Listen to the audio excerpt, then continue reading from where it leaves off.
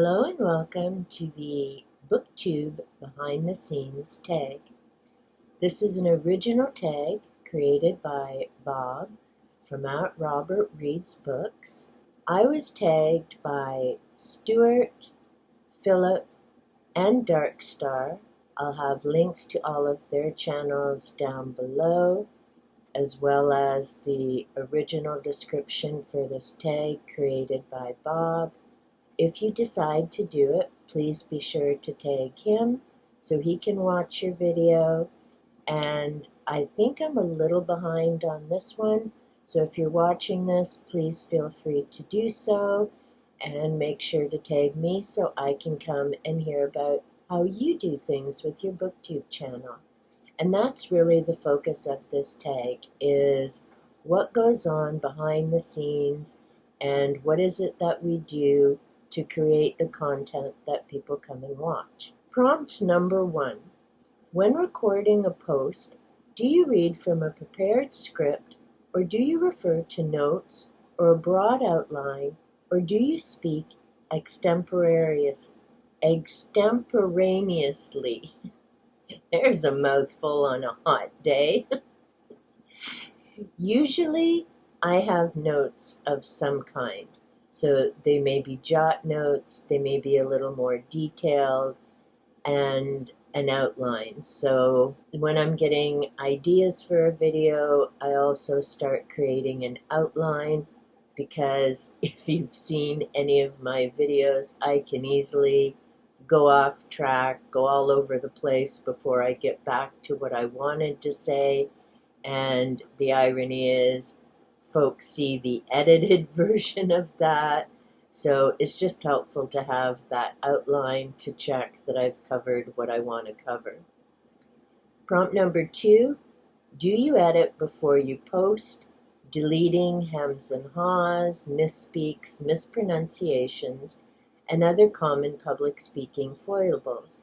Do you remove things you didn't mean to say, or off-topic thoughts, or comments you think might be misunderstood? Absolutely. The first go through when I'm editing is for those long pauses.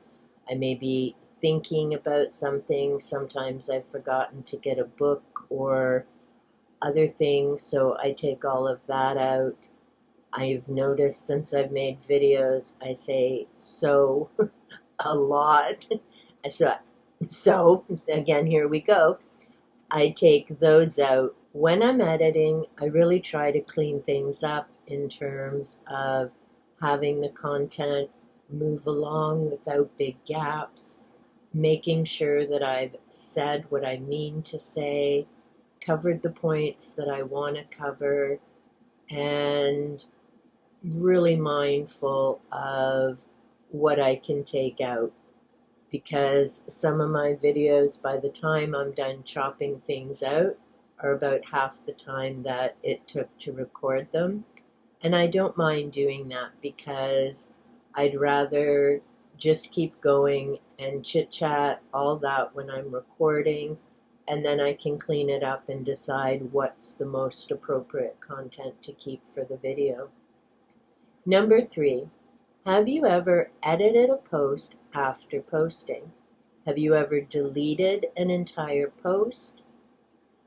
The answer is yes. There's some older content that I've taken down, partly because I've redone the video and covered more points that I had wanted to, or changed the wording of a few things, or I've added other things because when I started I knew nothing about editing. I still have a long way to go in terms of learning about editing and a lot fancier things to do. But I've deleted some, like I say, just to update them. Some I just figured they weren't evergreen, or I was going to incorporate them into new videos. So yes, I have deleted some for different reasons, not because I was worried about it was going to be controversial or anything like that. Number 4, are there certain topics you avoid, things you regard as too personal or too controversial. Mostly, I try to behave and avoid politics just because there's so much going on, there's so many different opinions, and it doesn't matter how you word it or what you say, it could just turn into a massive boondoggle. And I figure there are thousands of channels out there talking about that. So I'd rather just stay in my happy place and talk about books, share things about my cats and my yard, and stay focused on that. In terms of controversial, that's not really why I pick and choose what I decide to talk about. Same with personal. I mean, I've shared I live with chronic pain, that I'm home most of the time, so books and BookTube are kind of my saving grace and get me out of bed, along with my fur kids and other things. But I think it really depends. With the discussion recently about Akatar, I shared about something from my childhood. And I think if it ties in with the book and it may be of benefit, I'll share it. But I don't intentionally start a video to talk about personal stuff. Number 5, do your posts include graphics, special lighting, music, fast cuts, or other design enhancements? Not very much. The odd time I'll add a few graphics, or I'll have an emoji or some text that may be explaining or correcting something that I've said or information that I didn't have at the time of recording. But what I've actually discovered, and thanks to viewers who have mentioned it in the comment section, there are a number of people that I know listen to my videos in the background as they're either doing things or they're at work. So essentially, I've become the radio of 2025, and I'm quite honored and happy to be that. And because I know there are a number of people listening, I do a few things with editing, but not that much because they're not watching the video, they're listening. And so I focus more on, am I speaking clearly? Is the volume good? More than I do on graphics and things like that. Number 6, do you have a target number of posts each week? I guess so. I mean, I try and have something up Monday, Tuesday, Wednesday. Thursdays are my live streams typically. That moves around depending on guest availability and the time. And Fridays I do my readings. Saturday I don't typically have anything just because I found quite often those really didn't go anywhere. And Sunday I do my either cat or yard videos. So at the moment, there I go again with the so.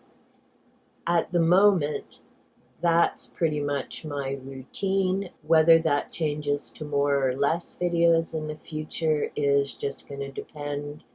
I'm happy to say that at least the numbers are going up in terms of views on the videos, or at least people clicking on the videos, because I do know that the view count that YouTube shows does not mean people who watch from beginning to end, but even having people click and check it out is a good thing, so I'll keep assessing that and see where we go. Number 7, are there certain themed posts you contribute to regularly, such as Poetry Thursday or What Are You Reading Wednesday? And I partially already answered that. I do my readings on Friday, whether that's the Grimm Tales that I was reading for a while. Currently I'm reading works from authors I know who have thankfully given me permission to read their works. Friday is pretty much that theme. Sunday, like I say, is pretty much the cats. Every now and again I'll put in a nature video. And the Monday, Tuesday, Wednesday just depends on what's coming up at the time. Those may be book reviews. Sometimes Tuesdays are tags, but not always. Might be the monthly wrap up, or if I'm making videos for a book event that I've been in, or what am I going to be reading. How important to you is the number of your subscribers? Is there a target number you're hoping to reach? If you don't hit your target, would you consider dropping out of BookTube? Are your posts designed to attract new subscribers? Are you distressed if you lose subscribers? Okay, there's quite a bit to unpack in that one. So let's go with number 2. How important is the number of subscribers? And combine it with, is there a target number? For me, the target is 500. I'm about 21 away from that now, 3 years down the road. So I can jump ahead to, if I don't hit it, would I consider dropping out of BookTube? Well, I'm still here plugging away 3 years later. So no, it isn't about the target number of subscribers. And in terms of what are my videos designed to attract, that would be returning viewers. And that's the number that I pay attention to. I appreciate and am grateful for all my subscribers, but it's the returning viewer number that keeps me making content, working on different things, and I read the comments and consider what people share with me. So like I said, I'm aware many people are listening, so part of what I'm gearing things towards is things that are enjoyable for people to listen to. And it isn't so much about is this going to get me new subscribers, or will this video go viral? Partly because you never know what it's going to be. It depends on what people are looking for, what's going on in their own lives, what their interests are, and there's just so many variables that you can't gauge around that. I make content that I enjoy and that I hope other people will enjoy, and based on comments where I've received positive feedback from viewers that they've enjoyed it, they've appreciated it. So that's what I focus on when it comes to making content. In terms of losing subscribers, it happens. That's the nature of YouTube. And it isn't necessarily anything to do with your content, and it's not personal. I mean, I made a video, thank you to my 150 unsubscribers, and that wasn't sarcastic and it wasn't being rude. That was a conversation about those aren't the people you're producing videos for. They're not the people that you're trying to reach. So it isn't a bad thing when they leave.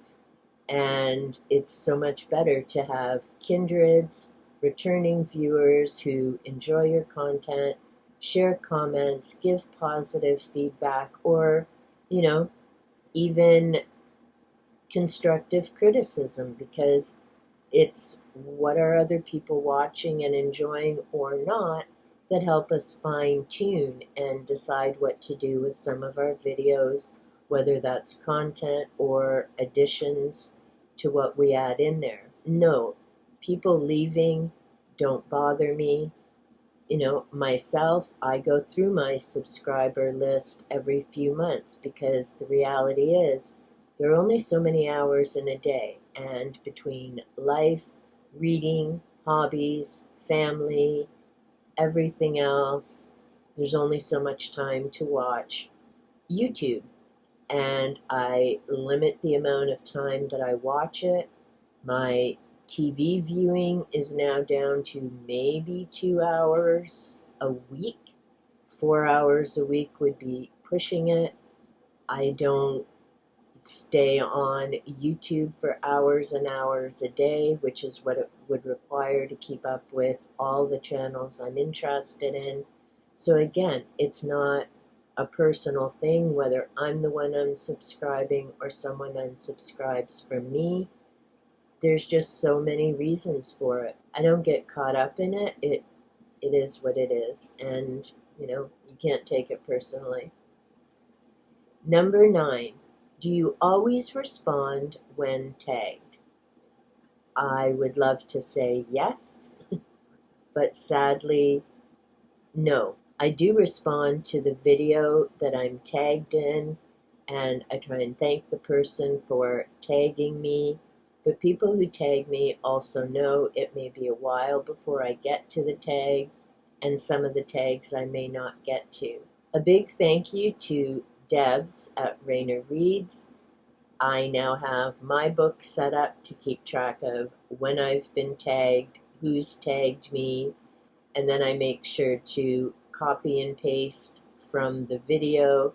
I put it into my notes so that when I'm doing the video, when I can get to it, I have it open on the screen beside me as I'm recording in photo booth. So that's helped, but sometimes I mean to do a tag and then life gets busy. I've forgotten to do it. I try to do the tags that are time sensitive, like the halfway to Halloween tag. Some of the others may wait, and it depends what else I have coming up that week. And it also depends on, do I have to gather a bunch of books? How much do I have to prepare before doing the tag? And for that, I would also definitely have my notes written out ahead of time so that I know which books I have to get, and then I can just record that video.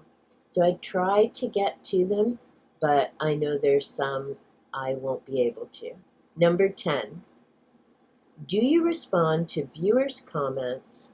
Are your responses lengthy or only a thumbs up or down? For me, answering viewer comments are a big priority. It's about the connection, the conversation, back and forth, interaction, which is the point of having made the video in the first place. I always appreciate when people leave comments, and at least once a day I go through all the comments. I check to see if there are responses I haven't replied to. That one is of a huge priority to me. Number 11, have you ever blocked anyone from viewing or commenting on your posts? So far, 3 years later, no, I haven't blocked anyone. There are, of course, whether you call them bots or whatever, ooh, I can grow your channel. I always chuckle because when I check their channel, they have like 2 videos. I'm like, dude, you're not convincing me you know how to do this. And a few times I had responded, then I ended up getting my email with a bunch of crap from them, so I just leave them up and ignore them, partly so that other people can see the names of who to be mindful of if they show up in your comments. I've been lucky so far. I really haven't had any negative or belligerent comments when people have responded, and I'm fine with people disagreeing with me. Just be mature and adult about it. So I haven't had to take any comments down. There hasn't been any profanity, and maybe that's the advantage of being teeny tiny. It could be the way I present myself, because I'm not going to take crap from somebody. So if they're going to let loose, I will likely just say, thanks for helping my channel by leaving a comment and boosting me up the algorithm or something like that. Now, if they made the mistake of saying something to one of my viewers, that's a whole other ball game. I don't really care what you say or think about me. Everyone's entitled to their opinion. But you try and start shit with one of my viewers, and that's a whole other level of, oh, hells yeah, you getting banned. Prompt number 12 is to tag some BookTube friends. I'm tagging anyone watching. That's written in the prompts, but I definitely figure if you're watching and you'd like to do it, feel free to do so. I mentioned at the beginning of the video to tag Bob as well as tag myself so we can enjoy your answers. If you're still here, remember to give me a thumbs up or a little smiley face, as it's those likes and comments that help get my content out to other kindred spirits. And until next time, be well, be safe, and great big hugs.